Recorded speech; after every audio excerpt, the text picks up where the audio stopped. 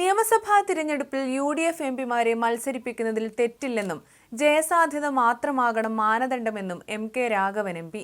നിന്നാൽ ജയിക്കുമെന്ന് ഉറപ്പുള്ള സീറ്റുകളിൽ എംപിമാരെ മത്സരിപ്പിക്കാമെന്നും അദ്ദേഹം അഭിപ്രായപ്പെട്ടു. വരുന്ന നിയമസഭാ തിരഞ്ഞെടുപ്പിൽ യു.ഡി.എഫ് ശശി തരൂരിനെ മുൻനിരയിൽ നിർത്തണമെന്ന് അദ്ദേഹം എടുത്തു പറഞ്ഞു. ഇത് യു.ഡി.എഫിന് ഗുണം ചെയ്യുമെന്നും എം.കെ. രാഘവൻ വ്യക്തമാക്കി. തരൂരിന് തരൂരിൻ്റെതായിട്ടുള്ള ഒരു ഇടം കേരളത്തിലുണ്ട്. അയാളെ ഇഷ്ടപ്പെടുന്ന ഒരുപാട് യുവാക്കളുണ്ട്. അതൊക്കെ തിരഞ്ഞെടുപ്പിൽ യു.ഡി.എഫിന് ഗുണം ചെയ്യുമെന്നാണ് തന്റെ വിശ്വാസം.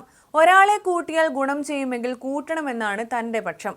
ആ ഒരു സ്ട്രാറ്റജി പാർട്ടിക്ക് എന്നും ഉണ്ടാകണം.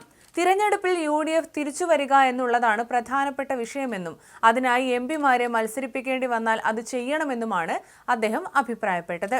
അതേസമയം നിയമസഭാ തിരഞ്ഞെടുപ്പിൽ കോൺഗ്രസിലെ എംപിമാർക്ക് മത്സരിക്കാൻ ഹൈക്കമാൻഡ് അനുമതി നൽകാൻ നിലവിൽ സാധ്യതയില്ല.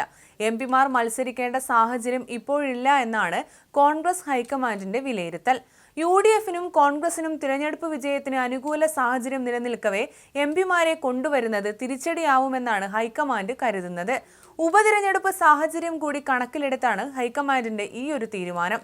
ചില എംപിമാർ പ്രത്യക്ഷമായും പരോക്ഷമായും മത്സര സന്നദ്ധത വ്യക്തമാക്കിയിരുന്നു.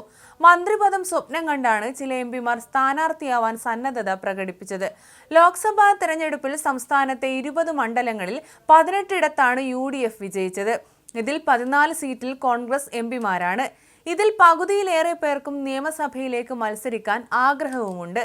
മുൻ KPCC president K. Sudhakaran, UDF convener Adoor Prakash, Shashi Tharoor, Kodikunnil Suresh, Hibi Eden, Shafi Parambil തുടങ്ങിയവരെല്ലാം നിയമസഭയിലേക്ക് നോട്ടമുള്ളവരാണ്. ഒഴിവാക്കാൻ പറ്റാത്തവർ എന്ന ഗണത്തിൽ ചിലർക്ക് മാത്രം അനുമതി നൽകിയാൽ മറ്റ് എംപിമാരുടെ അതൃപ്തിക്ക് ഇത് വഴിവെക്കും.